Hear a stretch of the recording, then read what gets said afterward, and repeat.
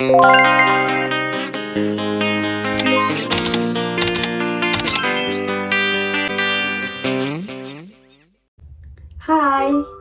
Assalamualaikum warahmatullahi wabarakatuh. Kembali lagi dengan saya Najma dari Audit. Pada video kali ini saya akan menjelaskan tentang klasifikasi atau jenis-jenis temuan audit. Sebelumnya, saya akan menjelaskan terlebih dahulu apa itu temuan audit. Temuan audit merupakan bagian dari suatu proses kegiatan auditing, di mana bagian ini memuat pesan khusus yang disampaikan oleh auditor kepada pembaca laporan. Inilah alasan utama dibuatkannya laporan tersebut. Temuan audit adalah kesimpulan akhir dari kegiatan pemeriksaan, yaitu melakukan pemeriksaan dengan mengumpulkan bukti-bukti audit atau audit evidence collection, lalu melakukan analisis dan evaluasi terhadap bukti audit atau audit evidence evaluation. Dalam implementasi sistem manajemen mutu pada ISO 9001 maupun manajemen lingkungan pada ISO 14001 serta K3O SAS 18001, terdapat kegiatan internal audit di samping audit eksternal yang bertujuan untuk mengukur efektivitas dari pelaksanaan sistem manajemen selama periode tertentu. Internal audit biasanya dilakukan minimal 1 kali dalam 1 tahun oleh para internal auditor yang ditunjuk oleh manajemen puncak. Temuan audit diklasifikasikan menjadi 2, yaitu kesesuaian atau conformity dan ketidaksesuaian atau non-conformity. Jika ditemukan ketidaksesuaian dengan standar ISO yang diterapkan, akan ada peluang untuk perbaikan tergantung dari parah atau tidaknya temuan tersebut. Yang pertama yaitu observasi.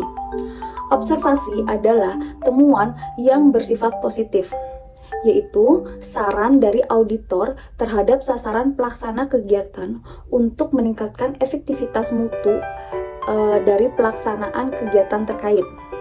Sebuah temuan termasuk observasi tidak bisa dijadikan dalam kategori ketidaksesuaian sekalipun minor, tidak melanggar dokumentasi sistem manajemen yang telah ditetapkan, sehingga saran untuk perbaikan wajib dilakukan atau bisa jadi tidak wajib. Yang kedua, yaitu ada ketidaksesuaian atau non-conformity. Definisi dari ketidaksesuaian menurut ISO 9000 tahun 2000, yaitu sebuah ketidakmampuan dalam memenuhi persyaratan atau 2 jenis ketidaksesuaian, yaitu minor dan mayor.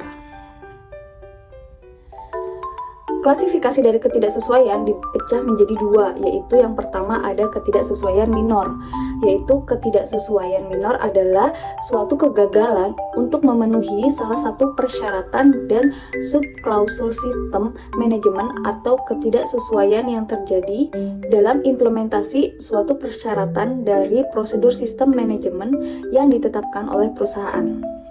Beberapa kategori minor dapat berpotensi mengakibatkan rusaknya sistem dan mungkin dapat berkontribusi menjadi kategori mayor. Sebuah temuan termasuk ketidaksesuaian minor jika tidak mempunyai dampak serius terhadap sistem manajemen dan seringkali disebabkan adanya human error dan diberikan batas waktu tertentu untuk memperbaikinya. Contohnya, yang pertama yaitu seperti adanya penyimpangan terhadap instruksi kerja yang telah ditetapkan. Yang kedua, adanya kelalaian dalam pencatatan daftar rekanan berdasarkan prosedur yang telah ditetapkan oleh sistem manajemen.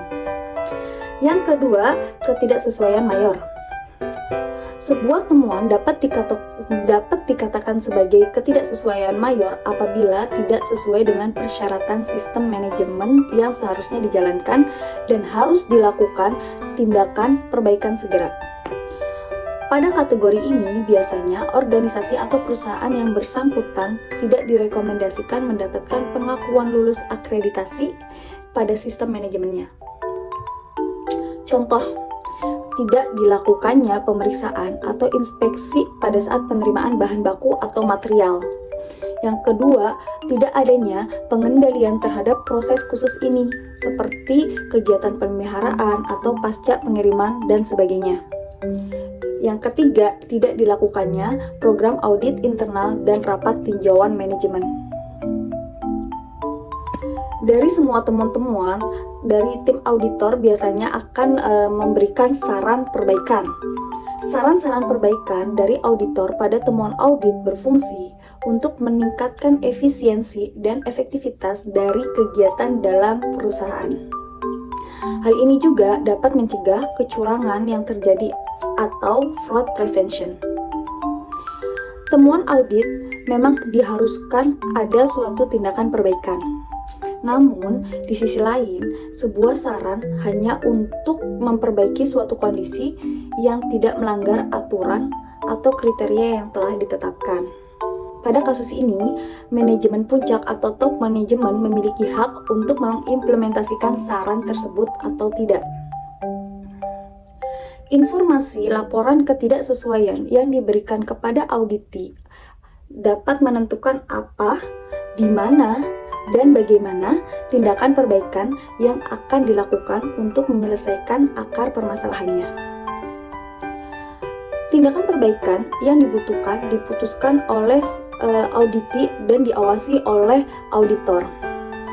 Apabila temuan ketidaksesuaian telah diselesaikan oleh auditi pada saat proses audit berjalan, maka temuan tidak dibatalkan. Tetapi dapat dibuat catatan bahwa ketidaksesuaian tersebut telah diselesaikan untuk diperiksa selanjutnya.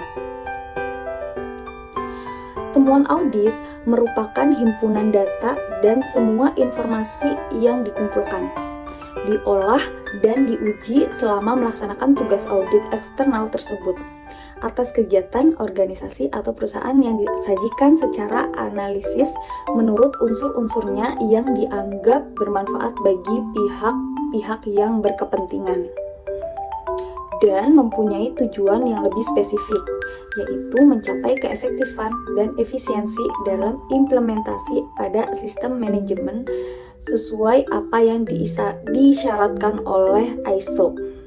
Kurang lebih seperti itu kegiatan-kegiatan audit pada perusahaan. Semoga kita semua bisa bekerja sama dalam memperbaiki sesuatu yang lebih baik lagi. Bukan mencari siapa yang salah, tetapi meluruskan dan memperbaiki sesuatu untuk menjadi yang lebih baik. Terima kasih, sampai jumpa di video berikutnya. Assalamualaikum warahmatullahi wabarakatuh.